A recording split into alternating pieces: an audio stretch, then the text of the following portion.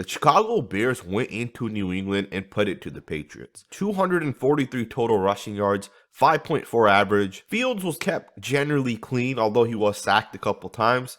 And today we're going to break down the offensive line of the Bears because I think they had a really good game last night. Let's jump right into it. Alrighty guys, let's go ahead and get into the first play right here. This is 3rd and 14. The Bears chose to run the football and they did a quick pitch to the left and this play picked up 9 yards. In my opinion, the running back does a great job. Let's break this play down from the offensive line perspective and really get into the nitty-gritty details about this play. Now, although it's going to be a quick pitch to number 32, so you got the tight end who's going to block down. Michael Schofield has to cut off the 4-eye technique here, and Braxton Jones is going to pull and lead. And then from the center to right tackle, you have a bunch of backside seals. Now, number 23 is the guy that the center has to get to. And that's very difficult. It's almost an impossible block. And you guys are going to see the center does not get to number 23. In fact, 23 has a one-on-one situation with Montgomery.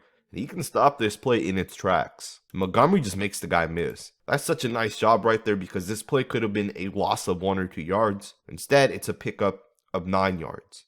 If you guys watch the left guard here, he's going to do a really nice job getting and hooking that defensive tackle. He gets to the inside of him, he flips his hips, and he seals it off. This play does not work without that block. At the same time, this play also does not work without the tight end's block on the defensive end. As the play begins, the pitch is going to come. He's going to do a great job sealing it off as well. So really nice job. And of course, Braxton Jones gets out there, leads. This is a really nice job by the offensive line and the running back. And ultimately, this set up the first points of the game for the Bears. One of the things that Fields has absolutely improved on recently, and this is something that helps the offensive line, is his ability to climb the pocket, right? A few weeks back, he was not willing to step up into the pocket the way he does here. That to keep his eyes downfield and deliver the football. But against the Patriots, he was doing this the entire night. In fact, I think the game plan of getting Fields out of the pocket, rolling right, sometimes it was rolling left, to deliver the football downfield was absolutely a great game plan. And Fields really delivered. Check this play out, he gets out of the pocket, but one of the things that people may not realize with this 11-yard pass, the furthest wide receiver to the left or to the top of your screen is not even running a route. In fact, he's going to just backside block this play. He's going to make sure that this outside linebacker is not able to get to Fields. He's going to make sure that no one, when Fields comes out on this rollout, is going to be able to sack him. And this actually comes because of a sack he took earlier in the season. If you guys go all the way back to week 2, you guys remember this sack right here where Justin Fields is going to basically play action and try to roll out to his left. And you got a defender right in his face. And this defender brings him down and Fields isn't able to get the ball out. It's literally the same exact play design where you have a receiver coming on a crossing pattern, another receiver that's basically going to clear it out. And of course, Fields just didn't have the time. So this time against the Patriots, they made sure that Fields had that time. They made sure that when one receiver cleared it and the second receiver came on a crossing pattern, they made sure there was someone to block the backside. And this time, this play ends up hitting for 11 yards. It's a great job right there by the coach to make that small little adjustment. Now, of course, as you guys know on this channel, we do break down the positive plays, but we also look at the negative plays. And here is a 9-yard sack that Justin Fields takes, but not every sack belongs to an offensive line, right? You can make the argument Justin Fields should have thrown this ball away, or if not throw it away, he should have tried to throw it downfield to someone. This was 3rd and 10, so I understand why Fields didn't throw the ball away. He was trying to make a play. But this sack right here was one of the 4 sacks that Fields officially took. But of the 4 sacks, I'd probably only give 1 truly to the offensive line, right? This sack right here, in my opinion, is on Fields. Just wanted to point that out. Let's get into the next rep. All right, guys, jumping forward, let's break down this 15-yard read option by Fields. You guys are going to see the play first, and then we're going to break it down. This is such a nice job. It's such a nice execution by every single player on the offensive side.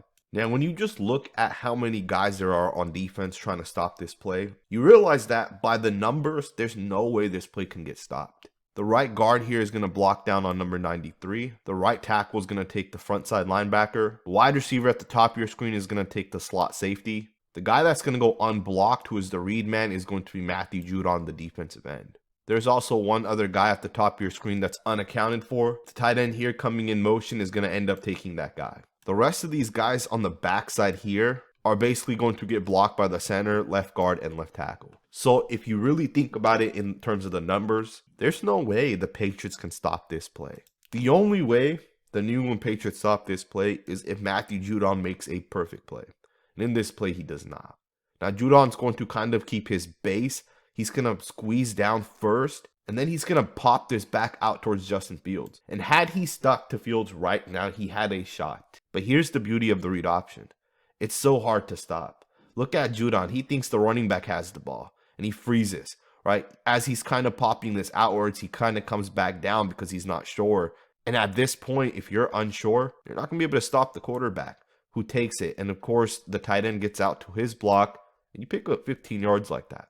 But as we pointed out, all the blocks, all the down blocks by the right tackle, right guard, the receiver, you guys see that they all do a fantastic job. Look at this. The right tackle gets to 50. The right guard has sealed off here. The receiver has sealed off the slot player. And the tight end leads and pulls and kicks out the front side corner. This is a really nice executed play by the entire offense. Let's jump into the next rep.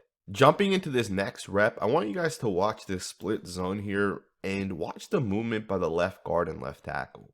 We're going to back this play up. I want you guys to really focus in and look at the point of contact. The left tackle, left guard make contact with that 3 technique defensive tackle right there. And watch how far they're going to be able to push that defensive lineman.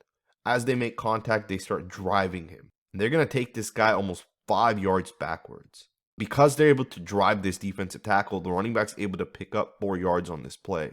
Look at the movement that's created by Braxton Jones and Michael Schofield. That's a really nice job. Of course, the running back does a really solid job reading and knowing exactly where he wants to bounce this on the split zone concept. This is a nice design. Really good job by the offensive line. Even guys like Jenkins and Borom do a nice job on the backside. Overall, it's a really nice run. Let's get into the next rep. Alrighty guys, jumping forward into this next rep, we got a 10-yard run here by Khalil Herbert, and this is a fantastic job by some of the non-offensive linemen. All right, you got guys like Trevon Wesco. You got the fullback as well here on the left side of your screen who do a really good job. Let's break this play down, starting with those two guys first. If you guys watch the tight end, he's going to do such a great job getting to the inside of number 99, flipping his hips and sealing him off. This right here is the one block that ultimately allows this play to hit. Because as you guys see, the running back, he literally cuts it right underneath that. So that seal block allows this running back to pick up the 10 yards. But more so than that, when you watch the fullback, number 35, he's going to come on this fold concept where he's going to come around to the inside. He's going to make sure number 93 gets sealed off, so he helps the right tackle a little bit. And then he gets up to number 30. So there's the help, gets up to number 30, and he seals that off. Between that fullback and that tight end, Herbert picks up the 10 yards because of those two guys alone. But the offensive line also do a good job. I want you guys to watch Teven Jenkins. Jenkins is absolutely nasty. And look at that double team right there on number 98. The fact that Jenkins is able to double and straight move number 98 out of the gap is very impressive. And then he gets up to number 8, and he holds off 8 just long enough for the running back to hit the lane. Borom does a good job on 93. He's going to obviously just block down. Overall, man, the front side did a really nice job. Let's get into the next rep. You know, I oftentimes have said this, the biggest find in this draft was Braxton Jones. Left tackle Braxton Jones has put together an incredible season in my opinion. Watch this block right here. He's going to pull out for Fields. He's going to get out, find the guy, make contact, and allow Fields. Think about this right here. From the point that Braxton Jones finds this defender, from the point that Braxton Jones gets to him and is able to push him out, Fields picks up an additional 6 yards from that point right there. That's a really nice job. And I don't think people realize how difficult it is for a 300+ offensive lineman to get out in space and block a cornerback or a safety with these guys that run these 4.3, 4.40s. And although that play was nice, this play's even better. I know some of you guys have already seen this play on social media, but how nice of a job is it for Braxton Jones to get downfield, find the cornerback, and put his ass into the dirt? Think how difficult of a block this is for Braxton Jones. Jones is going to do a great job getting out of his stance. He processes and sees exactly who he needs to block on this play. Think about this. If Braxton Jones misses, this guy could blow up the entire play. And as you guys see, he ends up getting to number 2 and he puts him down into the dirt. That right there is a beautiful job by Braxton Jones. My opinion, he's easily the best find in this entire draft. Let's get into the next rep. Alrighty guys, jumping into the next rep, as you guys know, Fields took 4 sacks. The first one we broke down, in my opinion, was obviously on Fields, not the offensive line. This was the one here that was actually on the offensive line.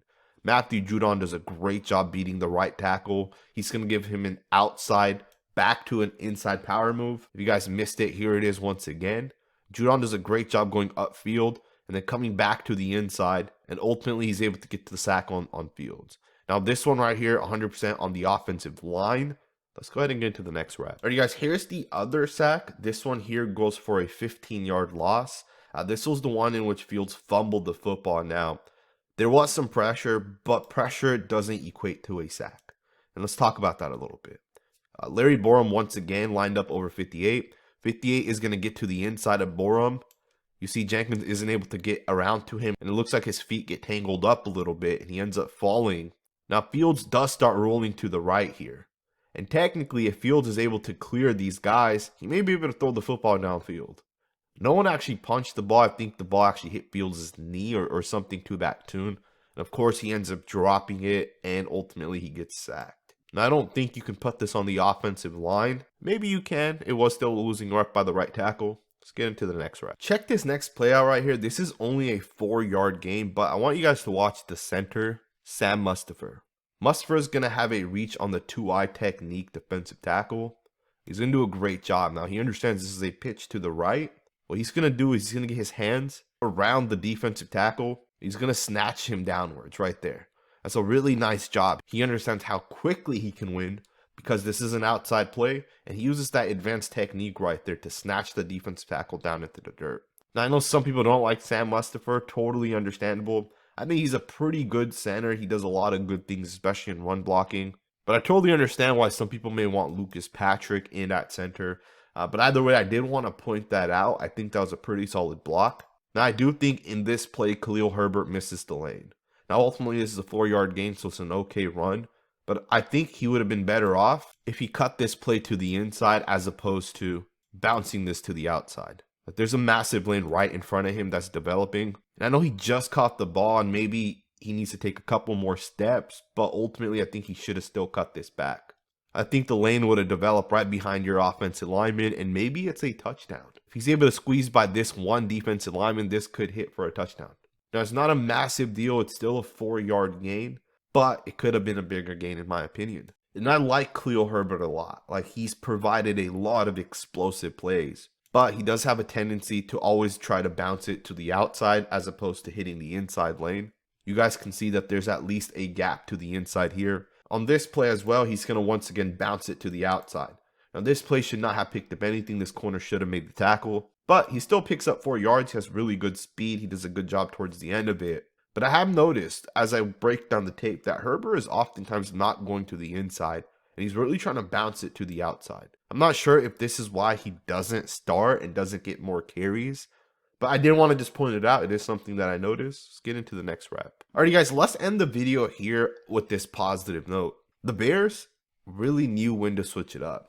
Towards the end of the game, they got physical and they started running their power brand of football.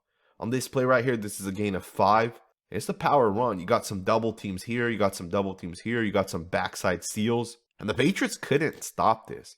Like, the Bears just flat out overpowered that New England Patriots front. And if the Chicago Bears continue to play this type of football, they're going to be hard to beat. Justin Fields is only getting better as the weeks have went on. He's getting more comfortable. He's climbing the pocket. He's doing a lot of really good things. And the offensive line is playing better and better and better. You know, I remember back in preseason, we were breaking down Braxton Jones and Teven Jenkins. And I remember coming to the conclusion that if teams sleep on this Chicago Bears offensive line, they're going to get punched in the mouth. And that's kind of what's happened in these 3 wins, right? The Bears are able to really play their style of football. I hope you guys enjoyed this video. If this is the first time you're on this channel, please consider subscribing. Thumbs up, and I'll see you guys next time with another video.